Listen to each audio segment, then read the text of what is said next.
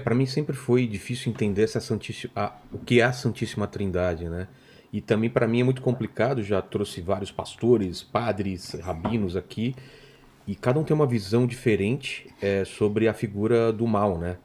Figura do demônio, Satanás, ou Lúcifer. Tem gente que separa essas figuras, tem gente que diz que é a mesma coisa, o demônio.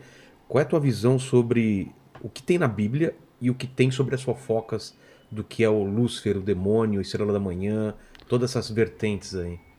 E o mal, né? Olha, há um problema muito sério na exegese bíblica. Por quê? O que é É o exegese? estudo da Bíblia, é o estudo do Então, que a Bíblia quer dizer. É entendi. o estudo da. E assim, aí a turma criou a chamada teologia para trabalhar a exegese bíblica, Para né? estudar isso. Para estudar. Mas o que, é que a turma estudou? A turma não estudou, a turma inventou justificativas para o injustificável, do tipo, Deus é maravilhoso. Mas aí Jesus, na quinta-feira santa, antes de ser crucificado na sexta, disse, Pai, me livra desse cálice. Você queria que eu cumprisse Se puder, né? que eu fosse o Messias violento, profetizado por todos os seus emissários proféticos, mas eu, Jesus, não consigo ser isso. Você criou a velha aliança, me permita criar a nova aliança, eu vou levar todos os seres humanos para você, mas pelo amor. Você quer que eu use os meus superpoderes para levá-los desde que você perdeu o controle sobre Adão e Eva, porque no fundo é esse o jogo. E Javé disse não. Aí Jesus, que tinha superpoderes para fugir daquilo, não foge, Aceita. aceita, se submete, esperando a todo momento, até o último instante que ficou na cruz, que Javé voltasse atrás. Javé não volta. Aí, diante disso, Mas ele sabe que Javé não vai voltar? Ou ele tem ele esperanças? tem esperança. Será? Por isso que quando ele ressuscitado, ele ficou estupefato, porque Javé não voltou. Esse é o problema. Por que me abandonastes? Então, assim, e eu falo tudo isso nos meus livros. A minha Sei. posição é muito solitária. Eu consigo desagradar Então, todo mundo. eu nunca tinha ouvido esse tipo de Porque, análise. em tese, e eu não estou passando minha opinião, eu estou passando o que na espiritualidade me é Sei. solicitado. Mas eu Então, assumo como. ele como homem e Deus, ou você não acredita nisso? Não, esqueça Não? Deus. Deus Ele não é Deus? mas nem um pouco. Ele é um profeta? É um super ser humano, é um super espírito, mas Deus. Olha, nós não conhecemos Deus. E ele tinha uma missão. Tinha. Que missão foi essa? Era de ser o super Messias, que foi profetizado ao longo de milênios, que iria Mas ele foi escolhido por Deus, ou não? A história que eu explico nos livros não é bem essa. Qual seria a história?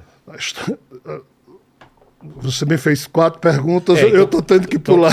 Vamos lá. A gente estava falando sobre o mal e tal. Qual linha você Veja prefere bem, primeiro? deixa eu esgotar essa Tá. linha do mal, depois eu Tá chego. bom. Pode ser assim? Pode. Você me lembra depois, então? Lembro. Tá. Eu sou mais novo que você, fique tranquilo. A sua Me lembro. memória tá melhor. O que é que a igreja fez para explicar o Javé dizer não a Jesus? Que era uma profecia que tinha que ser Aí, cumprida.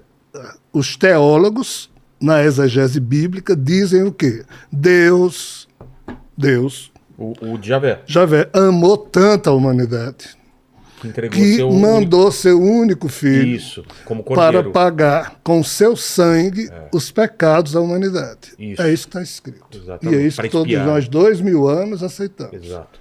Mas nós Acabam somos... os sacrifícios antigos e tem esse cordeiro que faz o sacrifício máximo e definitivo. Aí nós somos seres racionais. Aí a pergunta é, você faria isso com seu filho?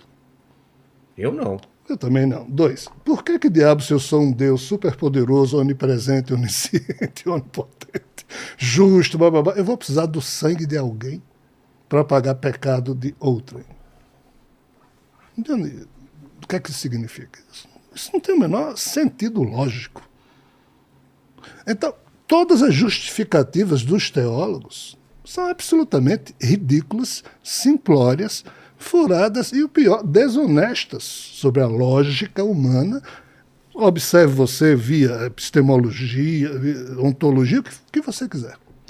Mas o que é que acontece? Acontece é que, para o catolicismo, a palavra de Deus não vale.